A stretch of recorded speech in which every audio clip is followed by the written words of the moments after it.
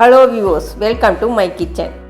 இன்றைக்கி வாழைப்பழத்தை வச்சு ஒரு அல்வா ரெசிபி தான் பார்க்க போகிறோம். அதுக்கு நான் 4 வாழைப்பழத்தை மீடியம் சைஸில் எடுத்திருக்கேன். நீங்கள் எந்த வாழைப்பழம் வேணால் எடுத்துக்கலாம். அதனுடைய தோலெல்லாம் நீக்கிட்டு ஒரு சின்ன மிக்ஸி ஜாரில் சேர்த்து நல்லா ஸ்மூத் பேஸ்ட்டாக அரைச்சி எடுத்துக்கலாம். ஒரு கடாயை அடுப்பில் வச்சு ஒரு 4 ஸ்பூன் நெய் விட்டு ஹீட் பண்ணிக்கலாம். அதில் இந்த அரைச்ச வாழைப்பழ பேஸ்ட்டை சேர்த்துக்கலாம். இதுக்கு நெய் ஒரு 1/4 கப்பு உங்களுக்கு தேவைப்படும். சர்க்கரை ஒரு 1/2 கப் அளவு எடுத்துக்கலாம். நெய் இடையில சேர்த்து அடி பிடிக்காத அளவுக்கு நல்லா கிளறி விட்டுக்கிட்டே வரலாம். விட்டோம்னா அடி பிடிச்சிரும். சிம்மில் வச்சே இந்த டிஷ் செய்யணும். இப்போ வாழைப்பழம் நல்லா குக் ஆயிடுச்சு.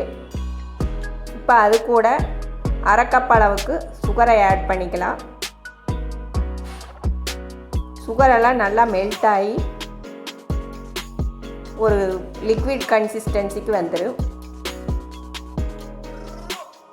இப்போ அது கூட 3 ஸ்பூன் அளவுக்கு சோள மாவை நல்லா கரைச்சி எடுத்து அது கூட ஆட் பண்ணிக்கலாம். நல்லா கனிஞ்ச வாழைப்பழமாக எடுத்துக்கோங்க, அப்போ தான் டேஸ்ட் நல்லாயிருக்கும். இப்போ இந்த அல்வாவுக்கு கலர் கொண்டு வரதுக்காக நான் கொஞ்சம் பீட்ரூட் ஜூஸ் சேர்த்திக்கிறேன். எந்த ஆர்டிஃபிஷியல் கலரும் இதில் ஆட் பண்ணல. பீட்ரூட் ஜூஸ் ஊற்றி நல்லா மிக்ஸ் பண்ணிகிட்டே வரணும். இடையே வெண்ணெய், நெய் இது இருந்தால் சேர்த்திக்கலாம். 1/4 கப் எடுத்திருந்தால் அதை இடையே சேர்த்து இது கூட மிக்ஸ் பண்ணிக்கிட்டே வரலாம். நெய் நிறையா சேர்த்துற வரைக்கும் நம்மளுக்கு அல்வாவோட ஸ்ட்ரெச்சர் நல்லா கிடைக்கும். நல்லா கிளறி விட்டுட்டே வரலாம். கொஞ்சம் திக்கான கன்சிஸ்டன்சிக்கு வந்திருக்கு. இடையே நெய் வெண்ணெய் சேர்த்திட்டே வரலாம்.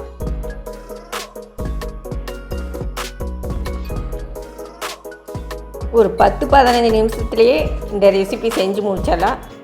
ரொம்ப குயிக் அண்ட் ஈஸி ரெசிபி. இப்போ பாருங்கள், நல்லா திக்காயிடுச்சு. கடாயில் ஒட்டாத பக்குவம் வந்தாவே நம்மளுக்கு அல்வா ரெடி ஆயிடுச்சின்னு அர்த்தம். இப்போ ஒரு கடாயில் நெய் விட்டு முந்திரி வறுத்து வச்சுக்கலாம் சின்ன சின்ன பீஸாக.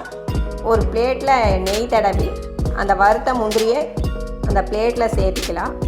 அது மேலே இந்த அல்வாவை ட்ரான்ஸ்ஃபர் பண்ணிக்கலாம். அதை நல்லா கரண்டி வச்சு சமப்படுத்தி வச்சுக்கலாம். அது மேலே இந்த வறுத்து வச்ச முந்திரியை கார்னிஷ் பண்ணிக்கலாம். இது ஒரு 2 மணி நேரம் செட் ஆகிட்டு அதுக்கப்புறம் ஒரு பிளேட்டில் கவுத்தி இதை கட் பண்ணி எடுத்துக்கலாம். இப்போ வாழைப்பழ அல்வா ரெடி ஆயிடுச்சு. நீங்களே இதை வீட்டில் செஞ்சு பார்த்துட்டு எப்படி இருக்குதுங்கிறத கமெண்ட்ஸில் ஷேர் பண்ணுங்கள்.